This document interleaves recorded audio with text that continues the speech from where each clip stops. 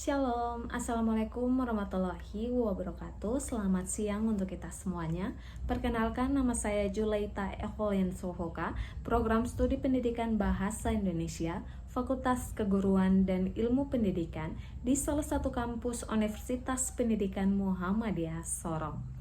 Di sini izinkanlah saya selaku mahasiswa Permata Sakti ingin memperkenalkan kepada Bapak Ibu dosen beserta teman-teman yang berada di STKIP PGRI Sumeneb betapa indahnya Papua Barat, lebih tepatnya Kota Sorong dan sekitar Kota Sorong.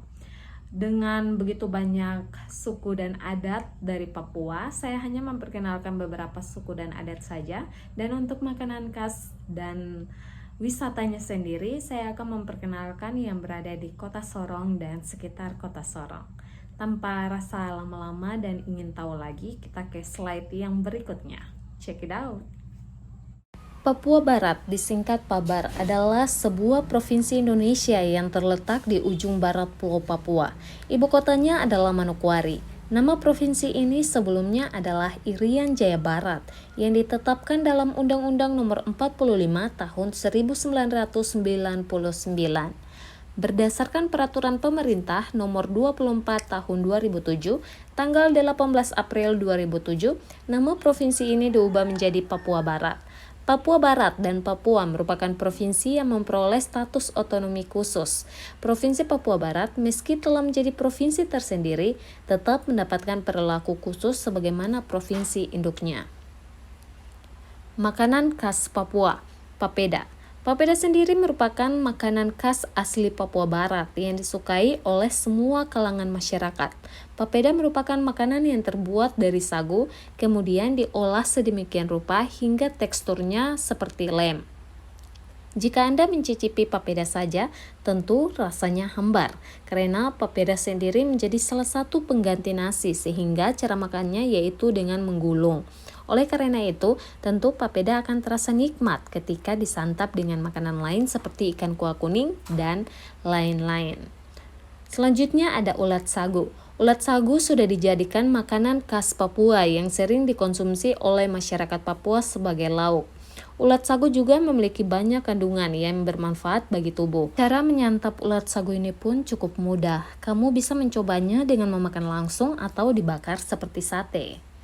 Untuk tempat wisatanya sendiri, ada beberapa yang paling sering dikunjungi, yaitu Pagoda Saptaratna.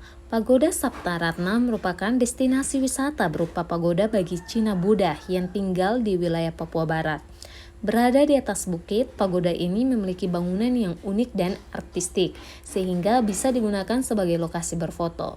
Selain bangunannya yang indah, Anda bisa menikmati pemandangan matahari terbenam yang menakjubkan dari atas pagoda ini. Sebagai tempat wisata yang religius, Anda harus menjaga sikap selama berkunjung ke Pagoda Saptaratna. Pulau Pulau terletak di Makbon, yaitu desa pedalaman yang tidak jauh dari pusat kota Sorong. Pulau ini dikenal masyarakat sebagai tempat tinggal binatang kelelawar dan juga burung camar.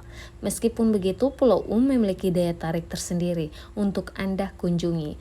Aktivitas yang bisa Anda lakukan di pulau ini diantaranya adalah merasakan sensasi berenang di dekat sapi laut, menangkap lobster, menyelam, dan aktivitas lainnya.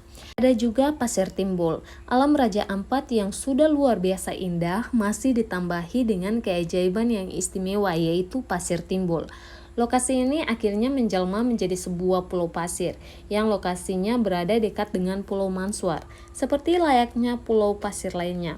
Pulau ini satu destinasi wisata di Raja Ampat yang paling hits, akan menunjukkan pasir putihnya jika air laut sedang surut. Dan masih banyak lagi tempat-tempat wisata. Jika kalian ke Papua, kalian harus mencoba tempat-tempat wisata di sini. Ada juga tari-tarian yang sering ditarikan, yaitu tarian Sajojo. Tarian ini dapat ditarikan dengan jumlah penari yang sangat banyak, tidak terpatok dengan jenis kelamin dan dapat ditarikan oleh anak muda maupun orang dewasa. Konon, tarian ini sudah ada sejak tahun 1990-an. Karena gerakannya yang ceria, tarian ini menjadi terkenal dengan pesat di kalangan penduduk Papua. Bahkan, saat zamannya tarian ini sering ditontonkan di acara TV nasional.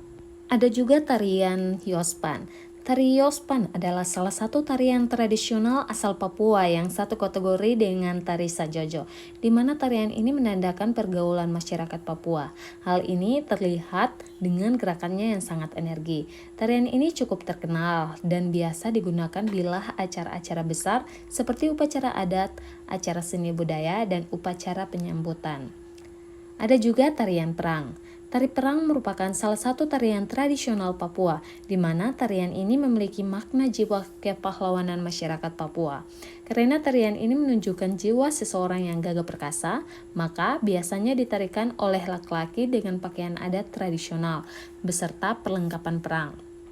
Sekarang, tarian ini hanya simbolik untuk menghargai para leluhur saja yang telah mati-matian melindungi daerah Papua. Biasanya tarian ini ditarikan oleh 7 orang ataupun lebih. Musik yang digunakan dalam tarian ini adalah kerang, tifa, dan gendang.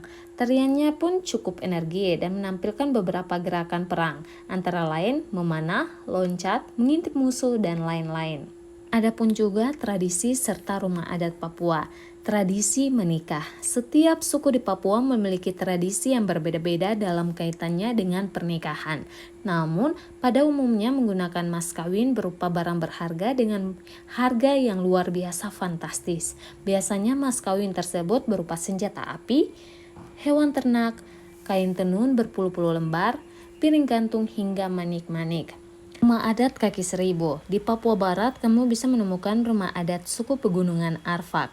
Rumah adat Papua Barat ini bentuknya seperti rumah panggung. Bagian kaki rumah yang menjadi pondasi terdiri dari kayu-kayu bulat kecil dan jumlahnya sangat banyak.